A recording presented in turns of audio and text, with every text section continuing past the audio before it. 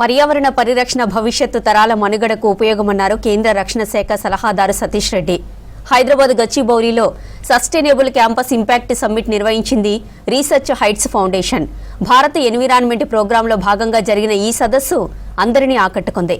ఈ కార్యక్రమంలో నీతి ఆయోగ్ సభ్యుడు విజయ్ సారస్వత్, కేంద్ర రక్షణ శాఖ సలహాదారు సతీష్ రెడ్డి, తెలంగాణ ఉన్నత విద్యా మండలి చైర్మన్ బాలకృష్ణారెడ్డి, లోక్ సత్తా అధినేత జయప్రకాష్ నారాయణలతో పాటు ప్రొఫెసర్లు, రాష్ట్రాల ప్రతినిధులు పాల్గొన్నారు. యువత కానీ మహిళలు కానీ పెద్ద ఎత్తున పాల్గొల. ప్రయత్న లోపం కాదు, మన జీవితాలను స్పృశించట్లా మనం అనుకునే లక్ష్యాలు.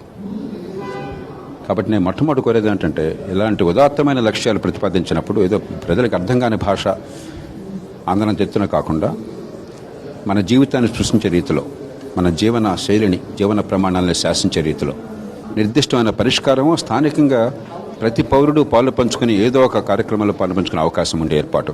అప్పుడు ప్రజా ఉద్యమాలు అవుతాయి, ఫలితాలు వస్తాయి. డల్లాస్ నగరం కంటే అమెరికాలో, లేకపోతే ప్యారిస్ కంటే, రోమ్ కంటే, అన్ని నగరాల కంటే తలసరి నీళ్ళు ఎక్కువ ఉన్నాయి. కానీ మన ఇళ్ళకి నీళ్ళు రావట్లేదు. ఎందుకు? 45% నీళ్ళు మూసలు కలిసిపోతున్నాయి. ఇది నిజంగా కాలుష్యాన్ని ఆపటం, ఇది నిజంగా సస్టైనబిలిటీ, ఇది జీవన ప్రమాణాలను పెంచడం. దీనికి సంబంధం లేనటువంటి గోల్స్ మీరు ప్రతిపాదిస్తే ఎవరికి అర్థమవుతుంది? ఇది ఎందుకు చేయలేకపోతున్నాం? బహుశా 4-5 వేల కోట్లు అవుతుంది.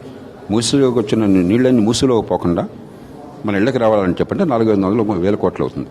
రీసెర్చ్ హైట్స్ ఫౌండేషన్ వాళ్ళు ఈరోజు ఈ యొక్క సస్టైనబుల్ క్యాంపస్ అనేటువంటి ఒక థీమ్ తీసుకొని డిఫరెంట్, ఇప్పుడు ఇండియాలో ఉన్నటువంటి వివిధ యూనివర్సిటీస్, తర్వాత ఎన్జిఓలను రిప్రజెంట్ చేసి దాదాపు 1500 మంది ఇక్కడ పార్టిసిపేట్ చేయడం జరిగింది. ముఖ్య ఉద్దేశం ఏంటంటే, ఎట్లా ఈ యొక్క సస్టైనబిలిటీని, లేకుంటే ముఖ్యంగా ఎన్వైరన్మెంట్ ప్రొటెక్షన్ అనేది ఇంపార్టెంట్. దాన్ని ఫ్యూచర్ జనరేషన్స్కు తీసుకుపోవాలంటే దాన్ని ప్రొటెక్ట్ చేయాలి, మనం ప్రిజర్వ్ చేయాలి. కాబట్టి అవేర్నెస్ క్రియేట్ చేయాలి, ముందుకు తీసుకుపోవాలనేటువంటి ఉద్దేశంతో వాళ్ళు ఇక్కడ కండక్ట్ చేయడం జరిగింది.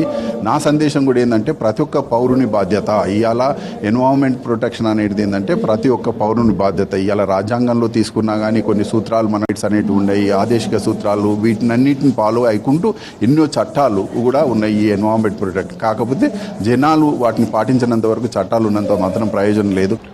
Energy security, water security, financial security, ఇవి చాలా ఇంపార్టెంట్. ఈరోజు ముఖ్యంగా మనం ఎనర్జీ సెక్యూరిటీ గురించి ఆలోచించాలి. ఎనర్జీ సెక్యూరిటీలో ముఖ్యమైనటువంటి అంశం, మిగతా విషయాలు కూడా చూసుకోవచ్చు ఖచ్చితంగా, సస్టైనబిలిటీ అనేటువంటి చాలా ముఖ్యమైనటువంటి అంశం.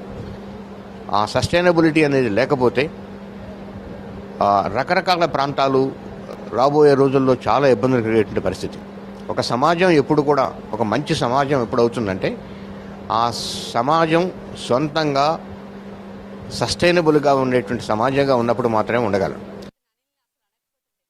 Strong climate action under the Panchamrut vision and the long-term commitment towards net zero by 2070. But these goals cannot be achieved only through policies, industries and our technology. They need people, they need institutions, they need young citizens who understand sustainability in practice. And that is where campuses become extremely important. Before I speak about the program, let me briefly share why Research Heights Foundation has taken up this program. Research Heights Foundation is a non-profit organization, especially to strengthen India's education system through research, innovation, sustainability, collaboration, and measurable institutional impact.